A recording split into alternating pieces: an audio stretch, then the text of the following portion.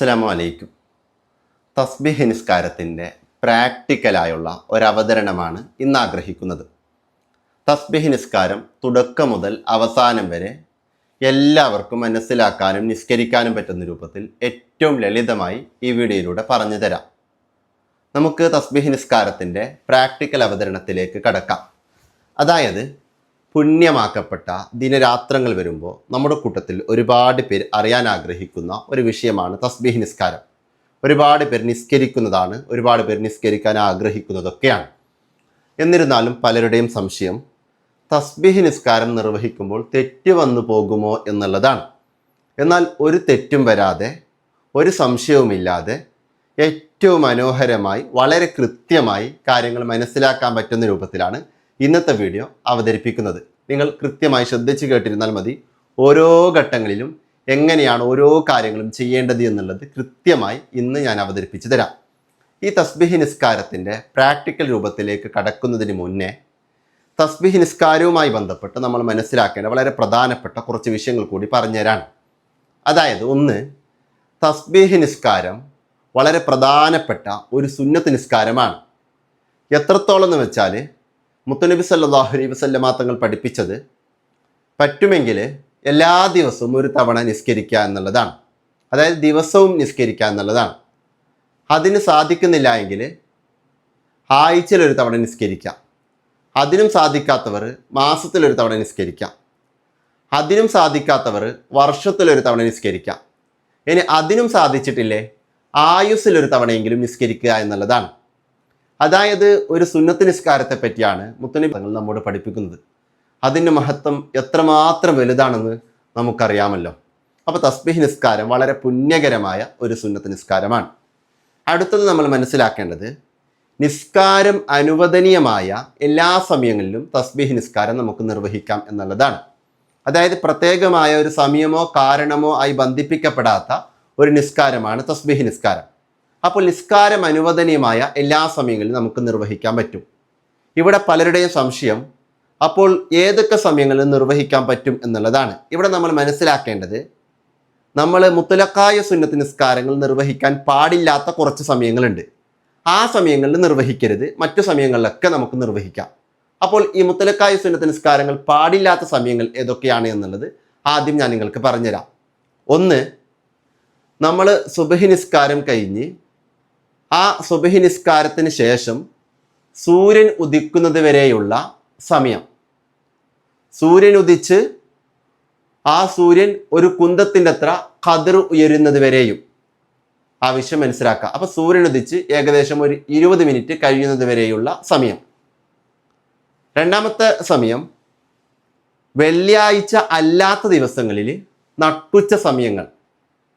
മൂന്നാമത്തെ ഒരു സമയം, അസർ നിസ്കാരം കഴിഞ്ഞ് മഗ്രിബ് വരെ, അതായത് മഗ്രിബ് ബാങ്ക് വിളിക്കുന്നത് വരെ ഈ സമയത്ത് നിസ്കരിക്കരുത്. ഈ സമയമല്ലാത്ത ദുഹയുടെ സമയം, അതേപോലെ രാത്രി സമയം, അതേപോലെ മറ്റു സമയങ്ങളൊക്കെ ഉപയോഗപ്പെടുത്തി നമുക്ക് തസ്ബീഹ് നിസ്കാരം നിർവഹിക്കാവുന്നതാണ്. ആവശ്യം മനസ്സിലാക്കാം.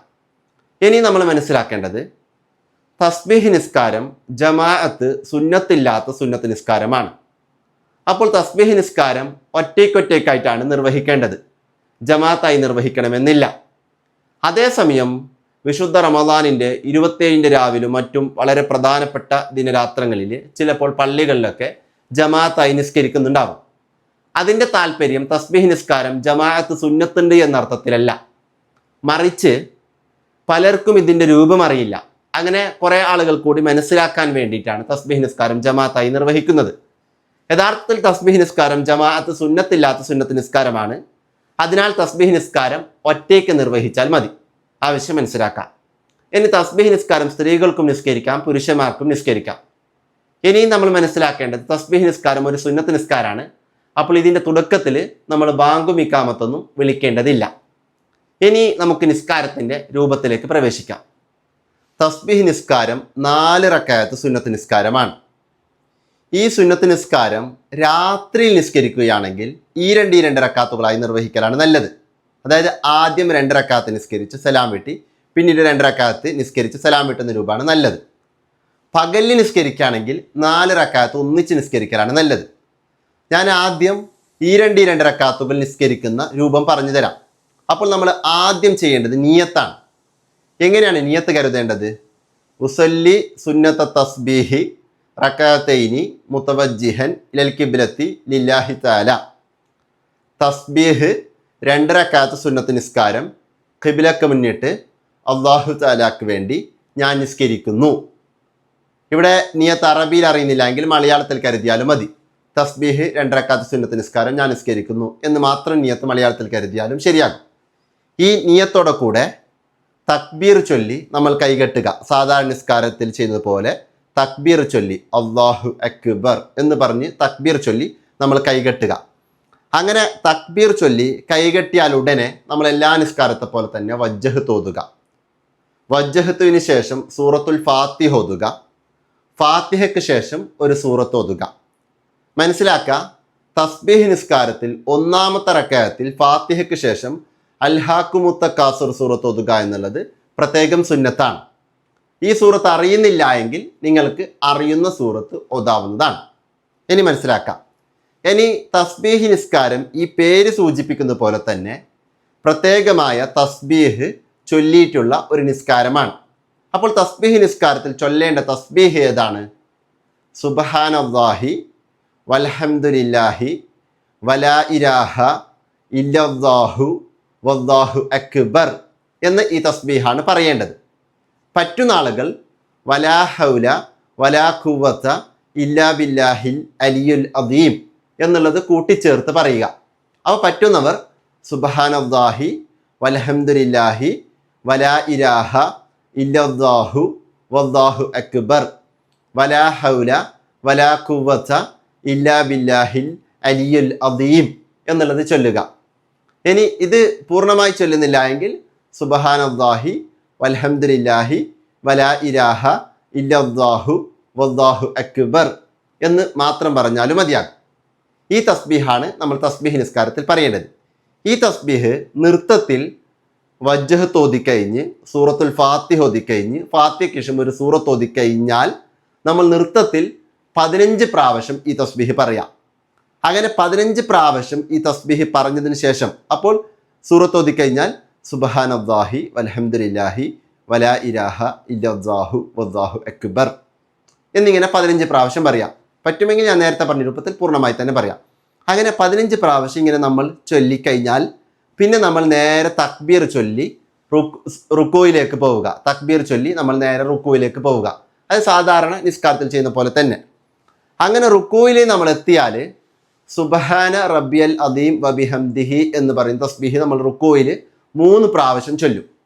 അങ്ങനെ 3 പ്രാവശ്യം നമ്മൾ ചൊല്ലിക്കഴിഞ്ഞാൽ റുക്കൂയിൽ ഇങ്ങനെ റുക്കൂ ചെയ്തുകൊണ്ട് തന്നെ ഈ സുബ്ഹാന റബ്ബിയൽ അദീം വബിഹംദിഹി എന്നുള്ള ഈ തസ്ബീഹ് 3 പ്രാവശ്യം നമ്മൾ ചൊല്ലിക്കഴിഞ്ഞാൽ സുബ്ഹാനല്ലാഹി വൽഹംദുലില്ലാഹി വലാ ഇലാഹ ഇല്ലല്ലാഹു വല്ലാഹു അക്ബർ എന്ന തസ്ബീഹ് നിസ്കാരത്തിലെ പ്രത്യേകമായ തസ്ബീഹ് 10 പ്രാവശ്യം ചൊല്ലുക.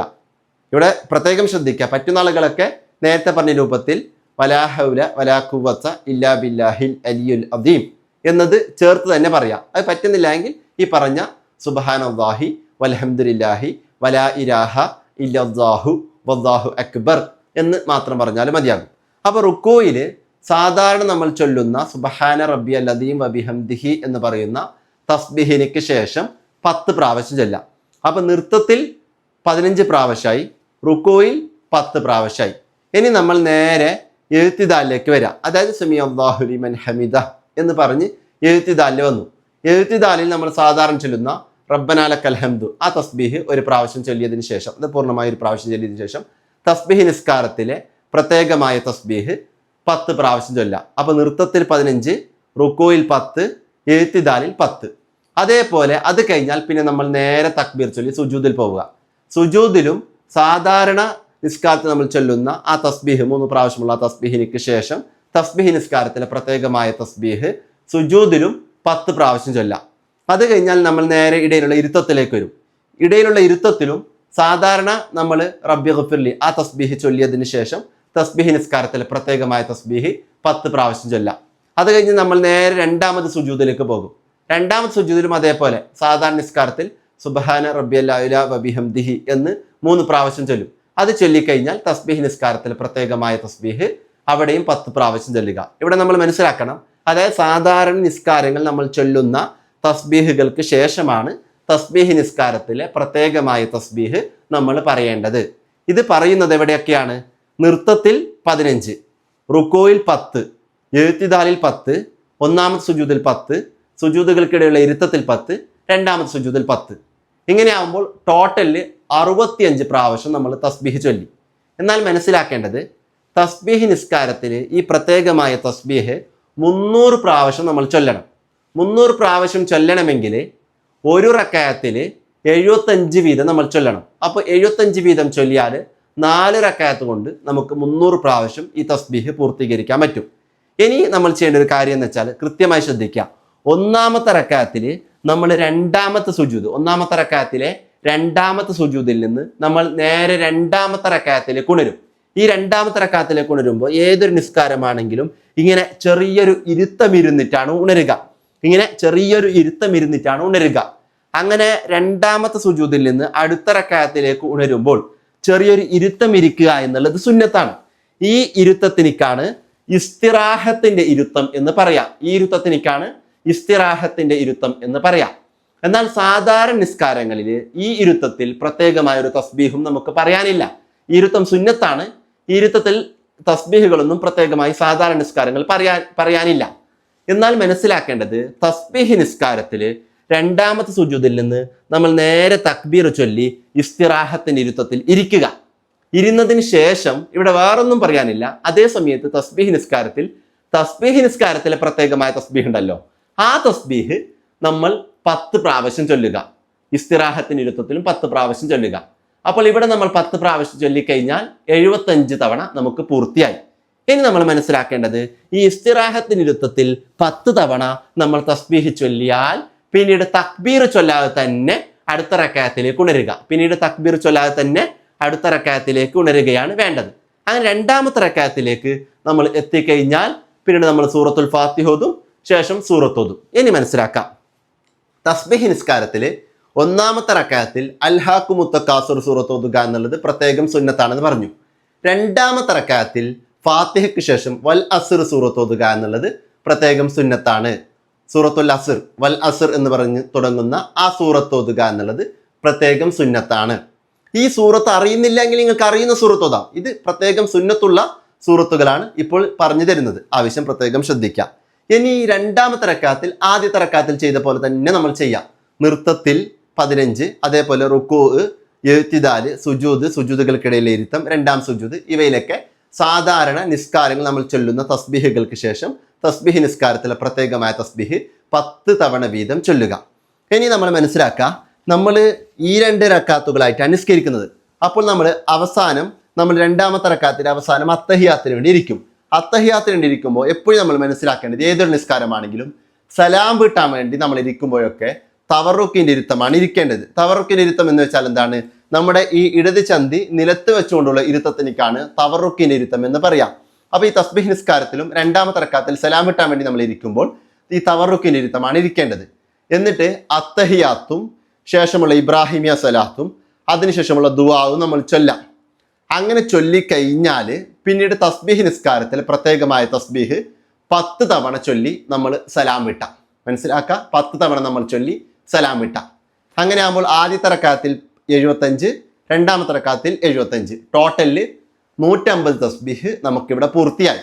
ഇനി നമ്മൾ മനസ്സിലാക്കേണ്ടത്, ഇതേപോലെ വീണ്ടും 2 റക്അത്ത് നമ്മൾ നിസ്കരിക്കുക. ഇതേപോലെ നിയ്യത്ത് കരുതി ഇതേപോലെ വീണ്ടും 2 റക്അത്ത് തസ്ബീഹ് നിസ്കാരം നമ്മൾ നിസ്കരിക്കുക. അപ്പോൾ 4 റക്അത്ത് നമുക്ക് പൂർത്തിയാക്കാൻ പറ്റും.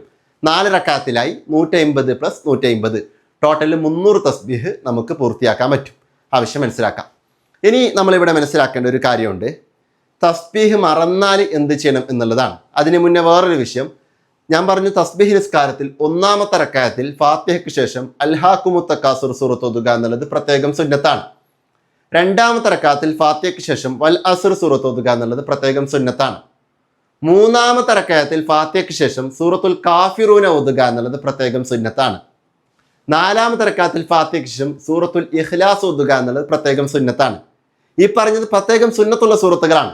ഇനി ഈ സൂറത്തല്ല മറ്റു സൂറത്ത് ഓതിയാലും ശരിയാകും. പറ്റുമെങ്കിൽ ഈ സൂറത്തുകൾ തന്നെ കൊണ്ടുവരിക. ഇനി നമ്മൾ മനസ്സിലാക്കേണ്ട ഒരു വിഷയം, ഈ തസ്ബീഹ് മറന്നാൽ എന്ത് ചെയ്യണമെന്നുള്ളതാണ്. ഇവിടെ നമ്മൾ മനസ്സിലാക്കാം, നമ്മളുടെ തസ്ബീഹ് നമ്മൾ റുക്കോയിൽ തസ്ബീഹ് മറന്ന് നമ്മൾ നേരെ എഴുത്തിദാലിലേക്ക് വന്നാൽ ആ മറന്ന തസ്ബീഹ് നമ്മൾ എഴുത്തിദാലിൽ വീണ്ടെടുക്കരുത്. അപ്പോൾ റുക്കോയിൽ തസ്ബീഹ് മറന്ന് നമ്മൾ നേരെ എഴുത്തിദാലിലേക്ക് വന്നാൽ എഴുത്തിദാലിൽ വീണ്ടെടുക്കരുത് എന്ന് മാത്രമല്ല, ഒരു റുക്കോയിലോ എഴുത്തിദാലിലോ സുജൂദിലോ എവിടെയെങ്കിലും നമ്മൾ തസ്ബീഹ് മറന്ന് അടുത്ത റുക്കിനിലേക്ക് അടുത്ത ഫറലിലേക്ക് നമ്മൾ പ്രവേശിച്ചാൽ ഈ തസ്ബീഹിന് വേണ്ടി മുമ്പത്തെ ഫറലിലേക്ക് നമ്മൾ മടങ്ങുകയും ചെയ്യരുത്. ആവശ്യം മനസ്സിലാക്കണം, മടങ്ങുകയും ചെയ്യരുത്. അപ്പോൾ നമ്മൾ ഇതിന് പകരമായിട്ട് എന്താണ് ചെയ്യേണ്ടത്? റുക്കോയിൽ തസ്ബീഹ് മറന്ന് എഴുത്തിദാലിലേക്ക് വന്നാൽ എഴുത്തിദാലിൽ തസ്ബീഹ് നിസ്കാരത്തിൽ ചൊല്ലേണ്ട ആ 10 തസ്ബീഹ് തന്നെ ചൊല്ലിയിട്ട് നമ്മൾ സുജൂദിലേക്ക് പോവാം. സുജൂദിൽ ഈ റുക്കോയിൽ മറന്ന തസ്ബീഹും കൂട്ടിയിട്ട് നമുക്ക് 20 തസ്ബീഹ് ചൊല്ലാവുന്നതാണ്. ആവശ്യം മനസ്സിലാക്കാം. ഇനി എഴുത്തിദാലിൽ തസ്ബീഹ് മറന്ന് സുജൂദിലേക്ക് പോയാൽ സുജൂദിൽ 20 തസ്ബീഹ് ചൊല്ലാവുന്നതാണ്. ഇനി ഒന്നാമത്തെ സുജൂദിൽ ഒരാൾക്ക് തസ്ബീഹ് മറന്നാൽ ആ തസ്ബീഹ് സുജൂദുകൾക്കിടയിലുള്ള ഇരുത്തത്തിൽ വീണ്ടെടുക്കരുത്, പകരം രണ്ടാമത്തെ സുജൂദിൽ നമുക്ക് വീണ്ടെടുക്കാം. സുജൂദുകൾക്കിടയിലുള്ള ഇരുത്തത്തിൽ തസ്ബീഹ് മറന്നാൽ ആ തസ്ബീഹ് രണ്ടാമത്തെ സുജൂദിൽ നമുക്ക് ചൊല്ലാവുന്നതാണ്. ആവശ്യം മനസ്സിലാക്കാം. ഇവിടെ നമ്മൾ മനസ്സിലാക്കേണ്ട ഒരു കാര്യം, ഈ റുക്കൂ അതേപോലെ സുജൂദ് ഇവയൊക്കെ തൊവീലായ അതായത് ദൈർഘ്യമുള്ള ഫറലുകളുടെ കൂട്ടത്തിൽപ്പെട്ടതാണ്. അപ്പോൾ ഈ ഫറലുകൾ നമുക്ക് ദീർഘിപ്പിക്കാവുന്നതാണ്. അതേസമയം എഴുത്തിദാല്, സുജൂദുകൾക്കിടയിലെ ഇരുത്തം ഇവയൊക്കെ ഖസീറായ അതായത് ചുരുക്കേണ്ട ഫറലുകളുടെ കൂട്ടത്തിൽപ്പെട്ടതാണ്. അപ്പോൾ ഇവ നമ്മൾ അമിതമായി ദീർഘിപ്പിക്കരുത് എന്നുള്ളതാണ്. ആവശ്യം മനസ്സിലാക്കാം. ഇനി തസ്ബീഹ് മറന്നാൽ നമ്മൾ ചെയ്യേണ്ട കാര്യം കൂടി പഠിച്ചു. ഇനി പകൽ സമയത്തൊക്കെ നിസ്കരിക്കുമ്പോൾ ഞാൻ പറഞ്ഞു 4 റക്അത്ത് ഒന്നിച്ച് നിസ്കരിക്കലാണ് നല്ലത് എന്നുള്ളത്. ഇനി പകൽ സമയത്തും ഈ 2 റക്അത്തുകളായി നിസ്കരിച്ചാലും ശരിയാകും. അതേപോലെ രാത്രിയിലും 4 റക്അത്ത് ഒന്നിച്ച് നിസ്കരിച്ചാലും ശരിയാകും. പക്ഷേ രാത്രിയിലാണെങ്കിൽ ഈ 2 റക്അത്തുകളായി നിസ്കരിക്കലാണ് നല്ലത്. പകലിലാണെങ്കിൽ 4 റക്അത്ത് ഒന്നിച്ച് നിസ്കരിക്കലാണ് നല്ലത്. ആവശ്യം മനസ്സിലാക്കാം. ഇനി 4 റക്അത്ത് ഒന്നിച്ച് നിസ്കരിക്കുകയാണെങ്കിൽ ഉസല്ലി സുന്നത്ത തസ്ബീഹി 4 റക്അത്തി മുതവജ്ജിഹൻ ഇൽ ഖിബ്ലത്തി ലില്ലാഹി തആല, തസ്ബീഹ് 4 റക്അത്ത് സുന്നത്ത് നിസ്കാരം ഖിബ്ലക്ക് മുന്നിട്ട് അല്ലാഹു തആലക്ക് വേണ്ടി ഞാൻ നിസ്കരിക്കുന്നു എന്ന നിയത്തോടെ കൂടെ തക്ബീർ ചൊല്ലി കൈകെട്ടി സാധാരണ 4 റക്അത്ത് നിസ്കരിക്കുന്ന പോലെ നിസ്കരിക്കുക. എന്നാൽ തസ്ബീഹ് നിസ്കാരത്തിൽ പ്രത്യേകമായി ചൊല്ലേണ്ട തസ്ബീഹ് നേരത്തെ പറഞ്ഞ ആ രൂപത്തിൽ തന്നെ ചൊല്ലാം. അപ്പോൾ നമ്മളിവിടെ ശ്രദ്ധിക്കുക, രണ്ടാമത്തെ റക്അത്തിൽ ഏതായാലും നമ്മൾ ആദ്യത്തെ അത്തഹിയാത്തിനോട് ഇരിക്കും. ആ അത്തഹിയാത്തും മുത്തുനബി സല്ലല്ലാഹു അലൈഹി വസല്ലം അവരുടെ മേലുള്ള സലാത്തും ശേഷം ചൊല്ലിക്കഴിഞ്ഞാൽ നമുക്ക് തസ്ബീഹ് നിസ്കാരത്തിലെ പ്രത്യേകമാക്കപ്പെട്ട തസ്ബീഹ് ഈ സലാത്തിന് ശേഷം നമുക്ക് ചൊല്ലി അടുത്ത റക്അത്തിലേക്ക് ഉണരാവുന്നതാണ്. ആവശ്യം മനസ്സിലാക്കാം. ഇനി ഈ തസ്ബീഹ് നിസ്കാരം പൂർണ്ണമായതിനു ശേഷം, അതായത് 4 റക്അത്ത് നിസ്കരിക്കുകയാണെങ്കിൽ ആ 4 റക്അത്ത് ഒന്നിച്ച് പൂർത്തിയാക്കിയതിന് ശേഷം 4 റക്അത്ത് ഒന്നിച്ച് നിസ്കരിക്കുകയാണെങ്കിൽ, അതല്ല ഈ 2 റക്അത്തുകൾ നിസ്കരിക്കുകയാണെങ്കിൽ ആദ്യത്തെ 2 റക്അത്ത് പൂർത്തിയായി എണീറ്റ് വീണ്ടും 2 റക്അത്ത് നിസ്കരിച്ച് പൂർത്തിയാക്കിയതിന് ശേഷം, അതായത് 4 റക്അത്തും പൂർത്തിയായി സലാം വീട്ടിയതിന് ശേഷം നമുക്കറിയുന്ന രൂപത്തിൽ ആത്മാർത്ഥമായിട്ട് ദുആ ചെയ്യാം. ആ ദുആ ചെയ്യുന്ന കൂട്ടത്തിൽ തസ്ബീഹ് നിസ്കാര ശേഷം നമുക്ക് ചെയ്യാൻ പറ്റുന്ന പ്രത്യേകമായ ഒരു ദുആ ആണ് സ്ക്രീനിലൂടെ കാണിച്ചുകൊണ്ട് ഞാൻ നിങ്ങൾക്ക് ചൊല്ലിത്തരുന്നത്. പറ്റുമെങ്കിൽ ഈ ദുആ ചെയ്യാം. ഇനി ഇതല്ല എങ്കിൽ നിങ്ങൾക്ക് അറിയുന്ന രൂപത്തിൽ ആത്മാർത്ഥമായിട്ട് ദുആ ചെയ്യാം. ദുആ അറബിയിലും മലയാളത്തിലൊക്കെ നമുക്ക് ചെയ്യാവുന്നതാണ്. ദുആ ഞാൻ നിങ്ങൾക്ക് പറഞ്ഞു തരാണ്. അതിനു മുന്നേ ഒരു വിഷയം ഞാൻ നിങ്ങളോട് സൂചിപ്പിക്കാം. അതായത് ഈ പുണ്യമാക്കപ്പെട്ട റമദാൻ മാസം നമ്മിൽ നിന്ന് കഴിഞ്ഞു പോവുകയാണ്. ഈ വിശുദ്ധമായ റമദാൻ മാസത്തിലും അതേപോലെ മറ്റു സമയങ്ങളിലൊക്കെ നല്ല രൂപത്തിൽ ജീവിക്കണമെന്ന് ആഗ്രഹിക്കുന്നവരാണ് നമ്മളൊക്കെ. അതിനുവേണ്ടി ലളിതമായ ഇസ്ലാമിക വിഷയങ്ങളൊക്കെ പഠിക്കുക എന്നുള്ളത് അനിവാര്യമാണ്. നിസ്കാരങ്ങളുടെ വിഷയങ്ങളും നോമ്പിൻ്റെ വിഷയങ്ങളും അതേപോലെ കുളി, വുളൂ, അതുപോലെ ജമാഅത്ത് നിസ്കാരവുമായി ബന്ധപ്പെട്ട വിഷയങ്ങൾ, മയ്യത്ത് പരിപാലനവുമായി ബന്ധപ്പെട്ട വിഷയങ്ങൾ, അതുപോലെ ഹജ്ജുമായി ബന്ധപ്പെട്ട വിഷയങ്ങൾ, ഉംറയുമായി ബന്ധപ്പെട്ട വിഷയങ്ങൾ, അങ്ങനെ തുടങ്ങി എല്ലാ വിഷയങ്ങളും പഠിപ്പിച്ചെടുക്കുന്ന രൂപത്തിൽ നാഫി അക്കാഡമി എന്ന് പറയുന്ന പുതിയൊരു എഡ്ടെക് പ്ലാറ്റ്ഫോം സ്റ്റാർട്ട് ചെയ്തിട്ടുണ്ട്. നിലവിൽ അതിൻ്റെ കോഴ്സുകൾ അവൈലബിൾ ആണ്. വളരെ ചുരുങ്ങിയ പേയ്മെൻറ്റിൽ ഇപ്പോൾ ലഭ്യമാണ്. ലൈഫ് ടൈം ആക്സസ് ആണ്. നിങ്ങൾക്ക് ഇഷ്ടമുള്ള ഏത് സമയത്ത് വേണമെങ്കിലും ക്ലാസ്സുകൾ കേൾക്കാൻ പറ്റും. വെബ്സൈറ്റ് വഴിയാണ് ക്ലാസ്സുകളൊക്കെ ഉണ്ടാവുക. ആ നാഫി അക്കാഡമി കോഴ്സുകളിൽ ജോയിൻ ചെയ്യാൻ വേണ്ടി nafiacademy.com എന്ന് നിങ്ങൾ സെർച്ച് ചെയ്ത് നിങ്ങൾക്ക് ഡയറക്റ്റ് സബ്സ്ക്രിപ്ഷൻ എടുക്കാം. അതല്ലെങ്കിൽ താഴെ കാണുന്ന വാട്സപ്പ് നമ്പറിൽ നിങ്ങൾ കോൺടാക്ട് ചെയ്യുക. കൂടുതൽ വിഷയങ്ങൾ ഡിസ്ക്രിപ്ഷൻ ബോക്സിലും കമൻറ്റ് ബോക്സിലൊക്കെ ലഭ്യമാണ്. ഏതായാലും തസ്ബീഹ് നിസ്കാര ശേഷമുള്ള പ്രത്യേകമായ ദുആ നമുക്ക് നോക്കാം. വേറൊരു കാര്യം കൂടി സൂചിപ്പിക്കാൻ ആഗ്രഹിക്കുന്നത്, ഈ പുണ്യമാക്കപ്പെട്ട റമദാനിലും തുടർന്നങ്ങോട്ടും ഒരുപാട് പാവങ്ങൾക്ക് നല്ല രൂപത്തിൽ സഹായങ്ങളും മറ്റുമൊക്കെ എത്തിച്ചു കൊടുക്കാൻ വേണ്ടി ഒരു റിലീഫ് പ്രവർത്തനം സ്റ്റാർട്ട് ചെയ്തിട്ടുണ്ട്. അതിലേക്ക് നിങ്ങൾക്ക് പറ്റാവുന്ന രൂപത്തിൽ എത്ര ചെറിയ സംഖ്യ ആണെങ്കിലും കുഴപ്പമില്ല, ഈ കാണുന്ന അക്കൗണ്ട് നമ്പറിലേക്ക് നിങ്ങൾ അയച്ചു കൊടുക്കുക. ഏതായാലും റബ്ബായ അല്ലാഹു സുബ്ഹാനഹു തആല കാര്യങ്ങളൊക്കെ നല്ല രൂപത്തിൽ പറയാനും കേൾക്കാനും ജീവിതത്തിൽ പ്രാവർത്തികമാക്കാനും നമുക്കെല്ലാവർക്കും തൗഫീക്ക് നൽകാൻ അനുഗ്രഹിക്കട്ടെ. ആമീൻ. എല്ലാവരോടും ദുആ കൊണ്ട് വസിയ്യ ചെയ്യുന്നു. തസ്ബീഹ് നിസ്കാരത്തിന് ശേഷമുള്ള പ്രത്യേകമായ ദുആവും കൂടി നോക്കി നമുക്ക് ഈ വീഡിയോ അവസാനിപ്പിക്കാം. നിസ്കാര ശേഷമുള്ള ദുആ ആണ് സ്ക്രീനിലൂടെ കാണിച്ചു തന്നിട്ടുള്ളത്. ആവശ്യക്കാർക്ക് ഇത് സ്ക്രീൻഷോട്ട് എടുക്കാം. ഈ ദുആഇൻ്റെ ആദ്യ ഭാഗം ഒരു 5 സെക്കൻഡ് സ്ക്രീനിലൂടെ കാണിച്ചു തന്ന് ശേഷമുള്ള ഭാഗവും ഒരു 5 സെക്കൻഡ് സ്ക്രീനിലൂടെ കാണിച്ചിട്ടാണ് വീഡിയോ അവസാനിപ്പിക്കുന്നത്. ശ്രദ്ധിക്കാം. ഇനി ഈ ദുആ അറിയുന്നില്ലെങ്കിൽ അറിയുന്ന രൂപത്തിൽ നിങ്ങൾക്ക് ദുആ ചെയ്യാവുന്നതാണ്. ആവശ്യക്കാർക്ക് ഈ ദുആ സ്ക്രീൻഷോട്ട് എടുത്ത് നിങ്ങൾക്ക് പറ്റുമെങ്കിൽ ഇത് നോക്കിയിട്ടാണെങ്കിലും നിസ്കാരിച്ചും ദുആ ചെയ്യാവുന്നതാണ്. ഏതായാലും ഈ വീഡിയോ ഇവിടെ അവസാനിപ്പിക്കുന്നു. എല്ലാവരും ദുആയിൽ ഉൾപ്പെടുത്താമെന്ന് പ്രത്യേകം ഒരിക്കൽ കൂടി ദുആ വസിയത്തോടെ നിങ്ങളുടെ അഭിപ്രായങ്ങളൊക്കെ താഴെയുള്ള കമൻറ്റ് ബോക്സിൽ ചേർക്കണമെന്നത് കൂടി ഉണർത്തി. അസ്സലാമു അലൈക്കും.